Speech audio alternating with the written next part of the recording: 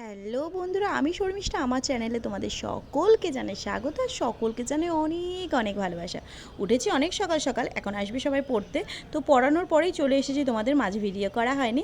তা আজকেই অধমের জন্মদিন, সেই জন্মদিন উপলক্ষে একটুখানি ওদেরকে খাওয়া দাওয়ার ব্যবস্থা করেছিলাম। এই বাচ্চাগুলোকে নিয়ে আনন্দ আর কি। এদেরকে নিয়ে একটু ছোটোবেলায় যেরকম মাস্টারটা যখন এরকম ছোটোখাটো পার্টি দিত না, কি মজা লাগতো। আর সবচেয়ে বড় সারপ্রাইজ, দেখো আমার স্টুডেন্ট আমার জন্য কি একটা রেসিপি বানিয়ে এনেছে। খুব কঠিন, নামটা তাই মনে থাকছে না। দেখো এরা কি বলছে।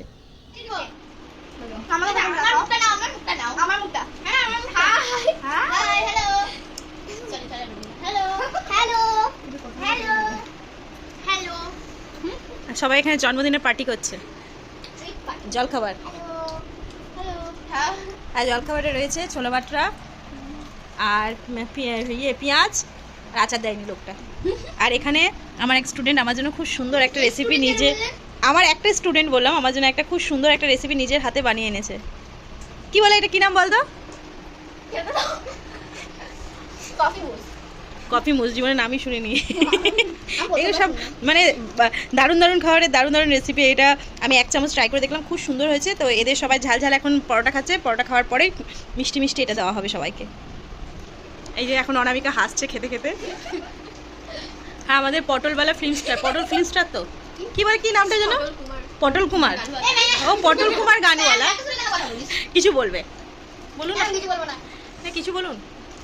এই ছোলা বাটার রিভিউ দিন, কেমন হয়েছে? একদিন সময় হলে একদিন তোদেরকে বানিয়ে খাওয়াবো। তো চলো ওরা খেয়ে নিক। ময়দা দিয়ে হয়, আমি জানি না কি দিয়ে হয়। তুই আমাকে রেসিপিটা বলবি, আমি বানাবো। আমি বলছিলাম চাল দিয়ে হয়। আরে ময়দা দিয়ে হয়। এ ঝাল লেগে গেছে এখন। দোয়েলে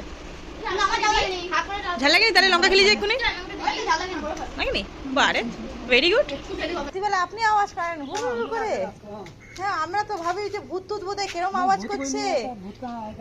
হ্যাঁ, আমরা আওয়াজ পাই রাতে, আমরা তো ওটাই ভাবছি বাসিটা কেমন যেন একটা আওয়াজ।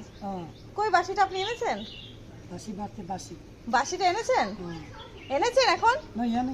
কেমন একটা আওয়াজ করেন না? বলছি বাসির মতো। আর এই দেখো, বার্থডেতে আমার একটা স্টুডেন্ট আমাকে একটা কি মিষ্টি উপহার দিয়েছে। তারপরে আমি চলে এলাম রান্নাঘরে। টিফিনের পর্ব শেষ করে চলে এসেছি রান্নাবান্না। এখানে বসিয়ে দিয়েছি ভাত, আর এখানে চা।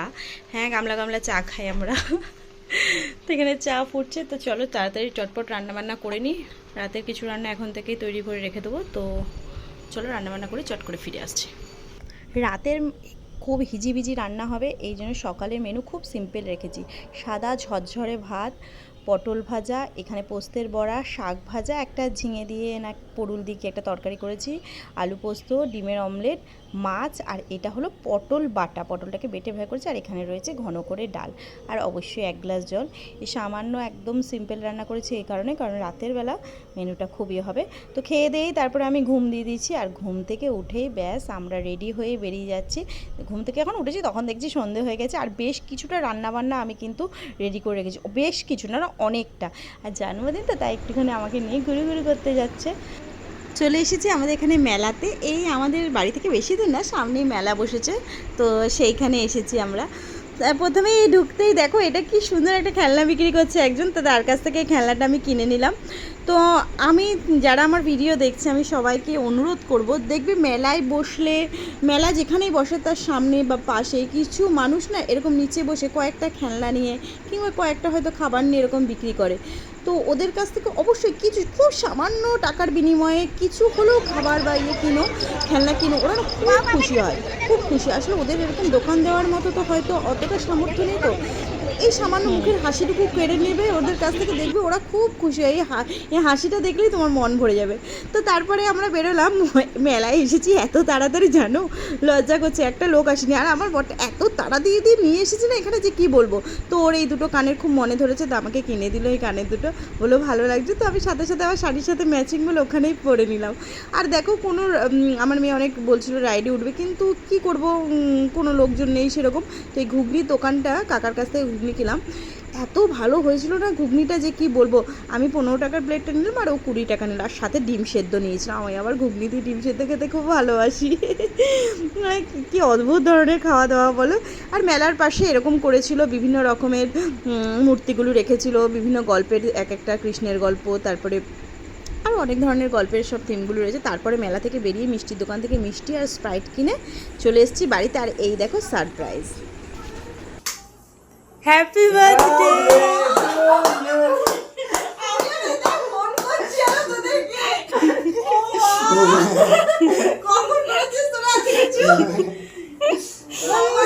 জাস্ট মেলা থেকে এসে ঢুকেছি, আর ঢুকে দেখছি যে এরা সব মিলে কি সুন্দর করে সাজিয়ে গুছিয়ে বসে আছে আমাকে সারপ্রাইজ দেওয়ার জন্য।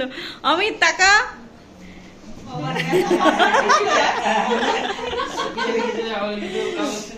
আর এই যে আমাদের সোনু, কই সোনু মুখটা দেখা।